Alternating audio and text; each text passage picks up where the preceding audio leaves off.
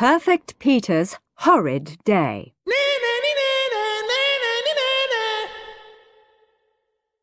Henry, use your fork, said Dad. I'm using my fork, said Peter. Henry, sit down, said Mum. I'm sitting down, said Peter. Henry, stop spitting, said Dad. I'm not spitting, said Peter. Henry, chew with your mouth shut, said Mum. I'm chewing with my mouth shut, said Peter. Henry, don't make a mess, said Dad. I'm not making a mess, said Peter. What? Said Mum. Perfect Peter was not having a perfect day. Mum and Dad are too busy yelling at Henry all the time to notice how good I am, thought Peter. When was the last time Mum and Dad had said, Marvellous, Peter, you're using your fork. Wonderful, Peter, you're sitting down. Superb, Peter, you're not spitting. Fabulous, Peter, you're chewing with your mouth shut. Perfect, Peter, you never make a mess. Perfect Peter dragged himself upstairs. Everyone just expects me to be perfect, thought Peter, as he wrote his Aunt Agnes a thank-you note for the super thermal vests. It's not fair. From downstairs came the sound of raised voices. Henry, get your muddy shoes off the sofa, yelled Dad. Henry, stop being so horrid, yelled Mum.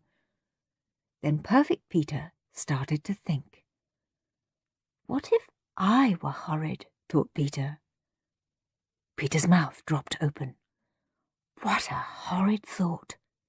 He looked around quickly to see if anyone had noticed. He was alone in his immaculate bedroom. No one would ever know he'd thought such a terrible thing. But imagine being horrid. No, that would never do. Peter finished his letter, read a few pages of his favourite magazine, Best Boy, got into bed and turned off his light without being asked. Imagine being horrid. What if I were horrid, thought Peter. I wonder what would happen.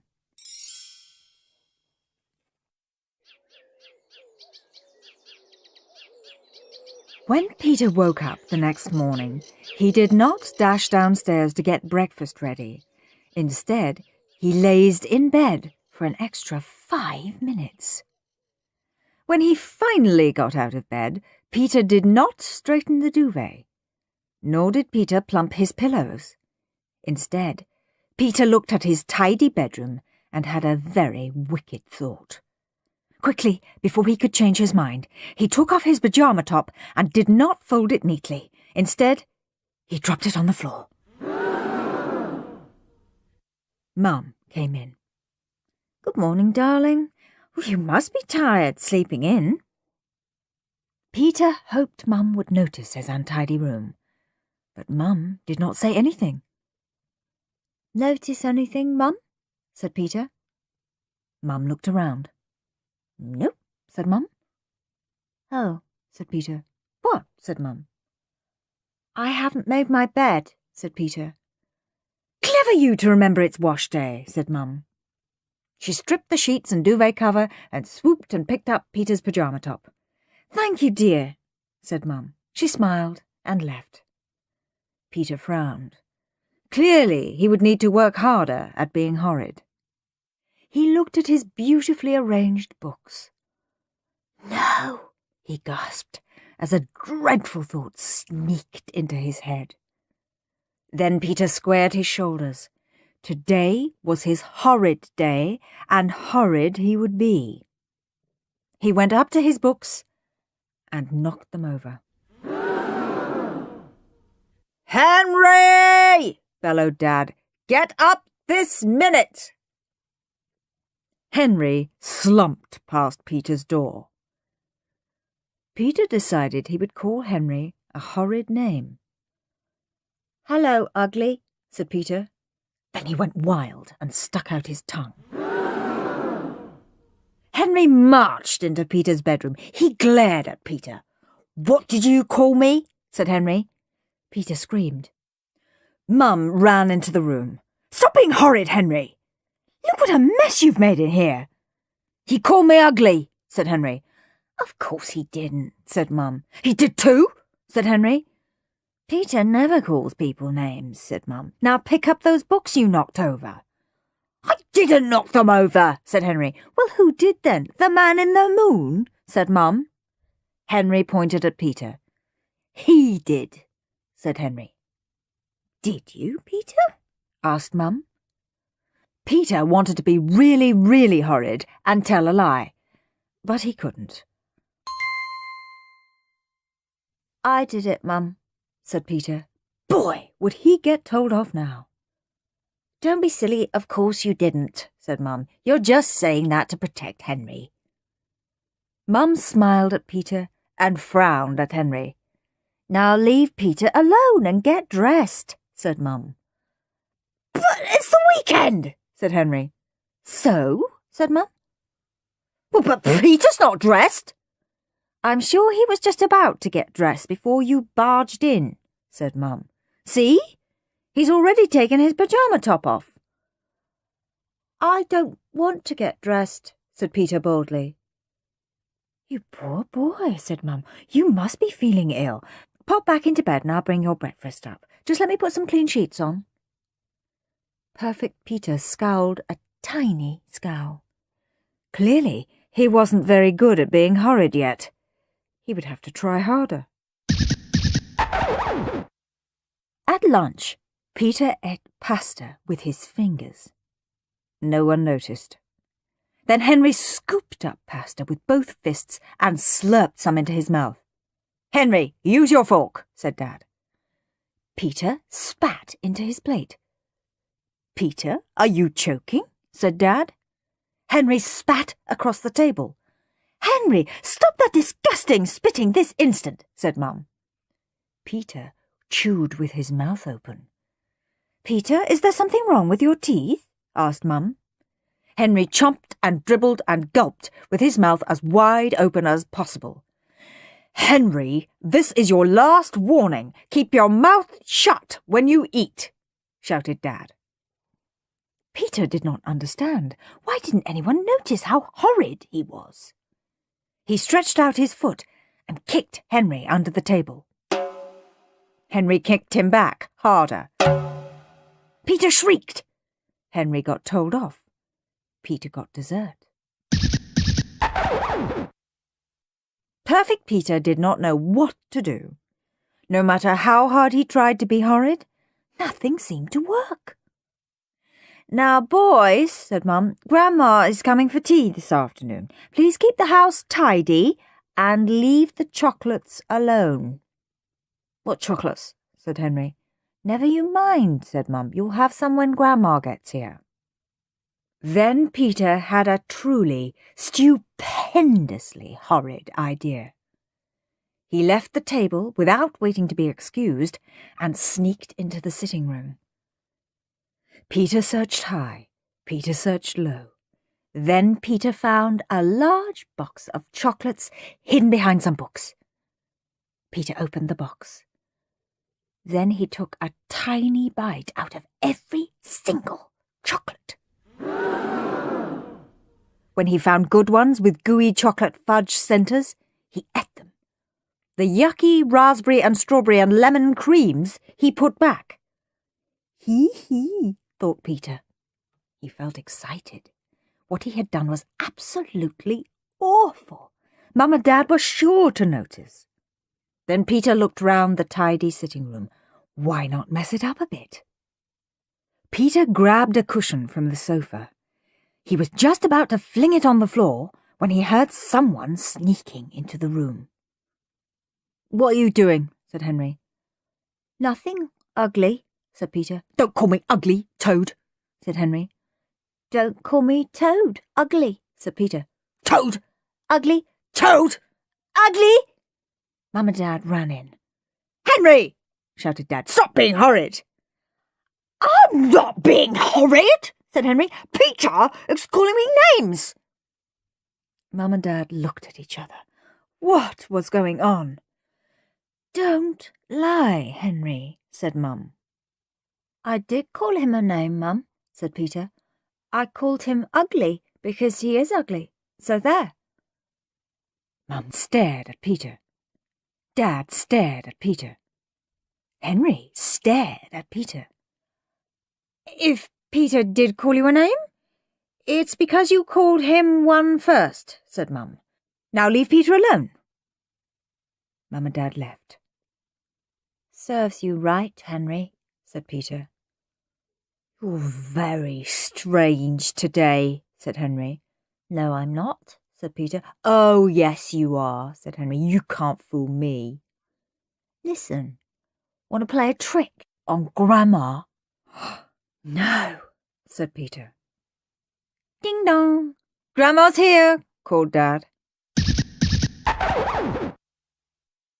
Mum, Dad, Henry, Peter and Grandma sat down together in the sitting room. Let me take your bag, Grandma, said Henry sweetly. Thank you, dear, said Grandma. When no one was looking, Henry took Grandma's glasses out of her bag and hid them behind Peter's cushion. Mum and Dad passed around tea and homemade biscuits on the best china plates. Peter sat on the edge of the sofa and held his breath. Any second now, Mum would get out the box of half-eaten chocolates. Mum stood up and got the box. Peter, would you like to pass round the chocolates? Said Mum. OK, said Peter. His knees felt wobbly. Everyone was about to find out what a horrid thing he had done. Peter held out the box. Would you like a chocolate, Mum? Said Peter. His heart pounded. No thanks, said Mum. What about me? Said Henry. Would you like a chocolate, Dad? Said Peter. His hands shook. No thanks, said Dad. What about me? Said Henry. Shh! Henry, said Mum. Don't be so rude. Would you like a chocolate, Grandma? Said Peter. There was no escape now. Grandma loved chocolates. Yes, please, said Grandma. She peered closely into the box. Let me see, what shall I choose? Now, where are my specs? Grandma reached into her bag and fumbled about. That's funny, said Grandma. I was sure I'd brought them. Never mind. Grandma reached into the box, chose a chocolate, and popped it into her mouth. Oh, said Grandma. Strawberry cream. Go on, Peter, have a chocolate. No thanks, said Peter. What about me? Screamed Horrid Henry. None for you, said Dad. That's not how you ask. Peter gritted his teeth. If no one was going to notice the chewed chocolates, he'd have to do it himself. I will have a chocolate, announced Peter loudly. Hey, who's eaten all the fudge ones?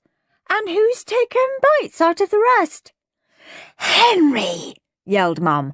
I've told you 1,000,000 times to leave the chocolates alone. It wasn't me, said Henry. It was Peter.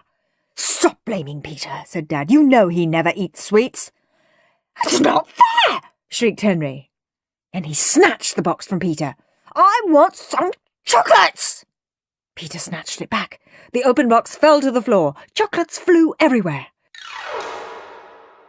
Henry, go to your room, yelled Mum. It's not fair, screeched Henry. I'll get you for this, Peter. Then Horrid Henry ran out of the room, slamming the door behind him. Grandma patted the sofa beside her. Peter sat down. He could not believe it. What did a boy have to do to get noticed? How's my best boy? Asked Grandma. Peter sighed. Grandma gave him a big hug. You're the best boy in the world, Peter. Did you know that? Peter glowed. Grandma was right. He was the best. But wait. Today he was horrid. No, he was perfect. His horrid day was over. He was much happier being perfect anyway. Being horrid was horrible. I've had my horrid day, thought Peter. Now I can be perfect again. What a marvellous idea. Peter smiled and leaned back against the cushion. Crunch! Oh dear, said Grandma. That sounds like my specs. I wonder how they got there. Mum looked at Peter. Dad looked at Peter. It wasn't me, said Peter. Of course not, said Grandma. I must have dropped them. Silly me. Said Dad. Perfect Peter ran into the kitchen and looked about. Now that I'm perfect again, what good deeds can I do? He thought. Then Peter noticed all the dirty teacups and plates piled up on the worktop. He had never done the washing up all by himself before. Mum and Dad would be so pleased. Peter carefully washed and dried all the dishes. Then he stacked them up and carried them to the cupboard. Boo! Shrieked Horrid Henry, leaping out from behind the door. Crash!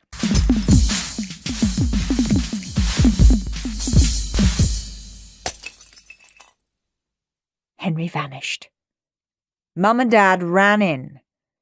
The best china lay in pieces all over the floor. Peter! Yelled Mum and Dad. You horrid boy! Yelled Mum. Go to your room! Yelled Dad. But, gasped Peter. No buts! Shouted Mum. Go! Oh, my lovely dishes! Perfect Peter ran to his room. Ah! Shrieked Peter.